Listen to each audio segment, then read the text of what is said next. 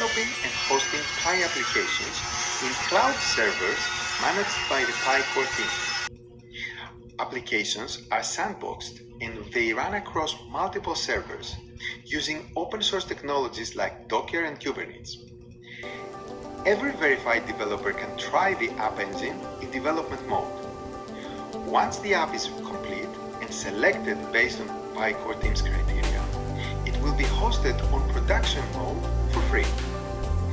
The difference between development mode and production mode is that the development environment can only support a handful of test users, and it is meant for testing and developing new applications, whereas the production mode can support tens of millions of users deploying across thousands of CPUs. If you're a developer, you can also watch 2 workshop videos today by swiping to the left. In today's first hackathon workshop, Lirio demonstrates how to start creating an app from the Pi developer portal. And if you want to tap into the core team's server infrastructure, Hugo will show you how to use the Pi App Engine to do so in the second workshop. Enjoy the hackathon workshop today. Hi everyone, I'm Lirio from the Pi core team.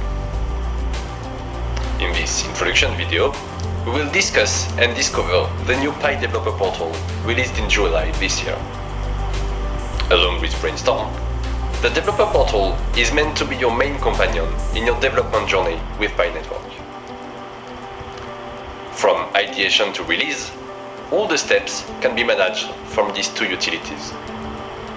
Although Brainstorm is mostly meant for ideation, funding, and team gathering, the developer portal is oriented toward managing your application in the Pi Network platform. In this video, we will focus mostly on the Pi developer portal and its capabilities.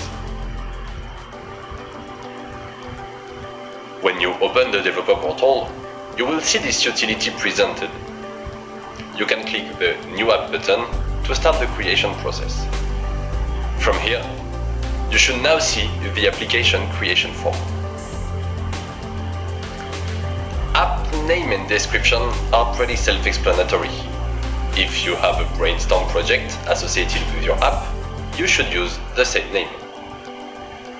At the end of the form, you will be asked for your GitHub and Discord usernames. We may want to create developers group on Discord and GitHub, so we will start collecting usernames now. These 2 fields are 100% optional.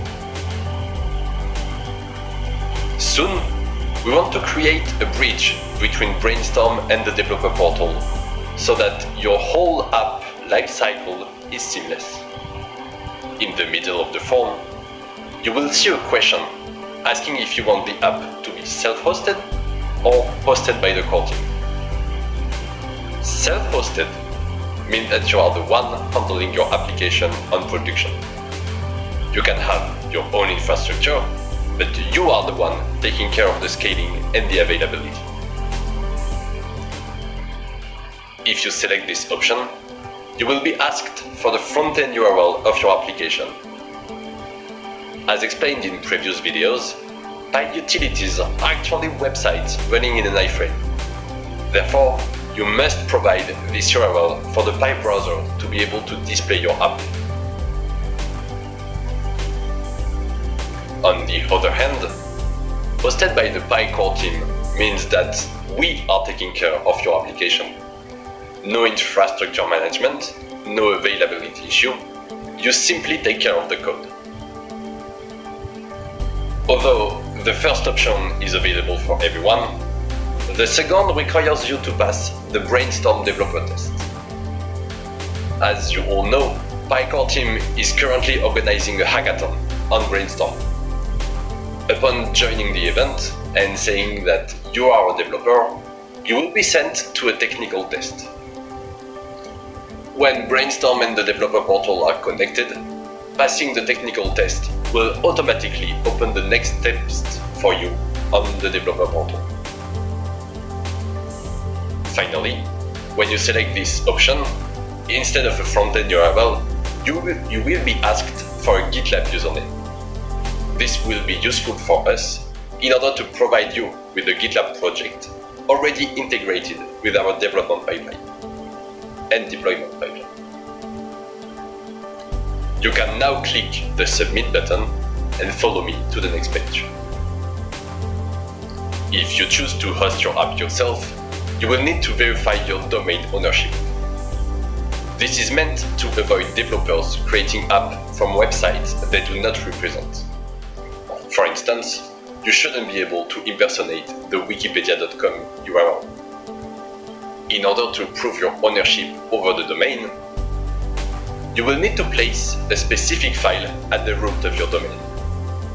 The content of the file must match the content of the text field in the gray box on the UI. When you're done placing the file at the root of your domain, you can click the Verify Domain button. You will either see an error message with some debugging information, or the gray box should disappear and a green check mark should appear next to your domain URL. If you see this, congratulations! Your domain ownership is now verified and you can access your app through the browser by typing your domain name in the address bar. With the Pi SDK comes the Pi API, where you can execute requests against the Pi backend.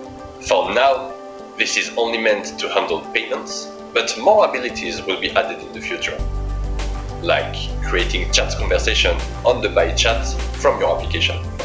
At the bottom of the page, you can see a section called API keys. You will need it to access the Pi backend as an application developer. Keep it safe though.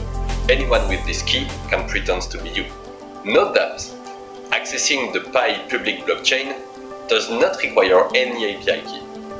You can simply produce transactions using your app's private key and then submit them directly to the blockchain through any public node. For instance, your own node, one of the Pi core teams, or any other node that is running the blockchain API service. Finally, Scopes is a feature that allows developers to request different levels of access to users. By default, apps only get access to an anonymized user identifier. But if it's essential for an app to know its usernames, then they must request the username scope. If an app intends to request its users to make Pi payments, then it must request the payment scope. The request scope are visible to the user. Thus, to maximize the number of people comfortably installing your app, we recommend only asking for the minimum number of scopes absolutely necessary for your app to function. Anyway, you can always ask for more scope later. Note that the scope facility is currently being actively developed by the core. With this new tool and the integration of Brainstorm, you will be able to manage your application from an idea to its public release. Creating an app on a blockchain has never been easier than now. Feel free to try out the SDK and show us what you can add to the Pi Utilities ecosystem. Thanks for watching.